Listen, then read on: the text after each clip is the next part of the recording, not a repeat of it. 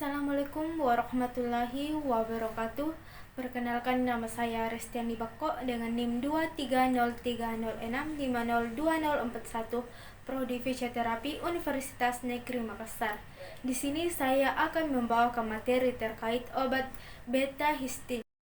Apa itu obat beta-histin? Beta-histin atau beta-histin mesylate adalah obat yang umum digunakan untuk mengobati berbagai gejala penyakit minier seperti pusing yang berkaitan dengan vertigo, telinga berdenging atau tinnitus, dan gangguan pendengaran atau kesulitan mendengar. Selanjutnya, dosis beta-histin. Dosis beta-histin mesylate yang diberikan bervariasi berdasarkan kondisi setiap penderita. Selama pengobatan, dokter akan melihat respon pasien terhadap pengobatan dan melakukan penyesuaian dosis bila diperlukan. Farmakokinetik beta-histin. Beta-histin cepat dan hampir sepenuhnya diserap setelah pemberian oral. Konsentrasi plasma maksimum atau Cmax dicapai setelah sekitar 1 jam pemberian oral pada subjek puasa. Dalam kondisi makan, Cmax lebih rendah, tetapi penyerapan total beta-histin serupa. Dengan demikian, asupan makanan hanya memperlambat proses penyerapan, tetapi tidak mengganggu penyerapan total obat. Namun, pada saat tertentu, obat ini sebaiknya diminum setelah makan, karena bisa memicu gangguan pencernaan ringan. Farmakodinamika beta-histin. Kerja utama beta-histin adalah memodulasi sistem histaminergik. Beta-histin memiliki aktivitas yang kuat sebagai antagonis reseptor histamin H3 dan aktivitas lemah sebagai agonis untuk reseptor histamin H1, dengan hampir tidak ada aktivitas pada reseptor H2. Di telinga bagian dalam, beta-histin memiliki efek antagonis yang kuat pada reseptor H3 dan meningkatkan tingkat neurotransmitter yang dilepaskan di ujung saraf. Beta-histin juga memiliki efek agonis langsung pada reseptor H1 yang terletak di pembuluh darah di telinga bagian dalam.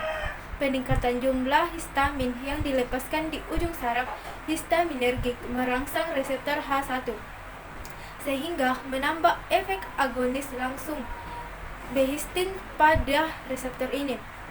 Hal ini menjelaskan efek vasodilatasi kuat dari beta-histin di telinga bagian dalam dan kemajuan beta-histin dalam pengobatan vertigo. Materi selanjutnya adalah efek samping beta-histin. Efek samping beta-histin terbagi menjadi 3, yaitu yang pertama, efek samping berat. Efek samping beta-histin sebenarnya hanya segelintir orang yang diketahui mengalami efek samping akibat beta-histin. Meski terlihat ringan, Anda sebaiknya segera mengunjungi dokter jika mengalami salah satu atau beberapa kondisi reaksi alergi seperti pembengkakan pada area wajah, bibir, lidah, atau leher, penurunan tekanan darah secara drastis, kehilangan kesadaran diri, dan terakhir kesulitan bernapas. Yang kedua, efek samping ringan. Jika Anda merasakan efek samping yang seperti telah disebutkan di atas, Anda sebaiknya berhenti menggunakan beta-histin. Namun, ada juga efek samping yang umum terjadi dan tidak berbahaya, seperti pusing, susah mencerna makanan, dan mual atau ingin muntah. Yang ketiga, efek samping umum. Ada beberapa kondisi yang juga mungkin terjadi jika Anda menggunakan beta-histin, seperti sakit perut, pembengkakan pada perut, dan perut kembung.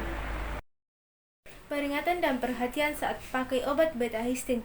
Sebelum meminum beta-histin, beritahu dokter bila Anda memiliki masalah kesehatan seperti asma atau bronkitis, hipertensi atau tekanan darah tinggi, dan rinitis alergi.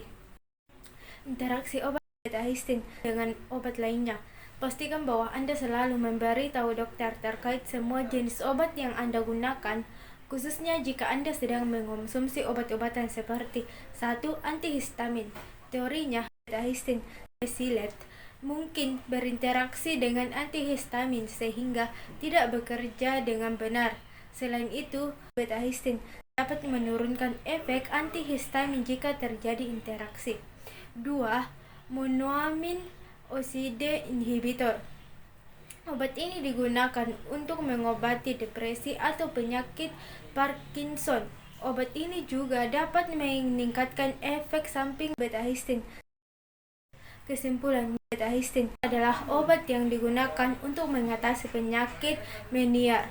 Obat ini bekerja dengan memodulasi sistem histaminergik dengan aktivitas sebagai antagonis reseptor histamin H3 dan agonis untuk reseptor histamin H1.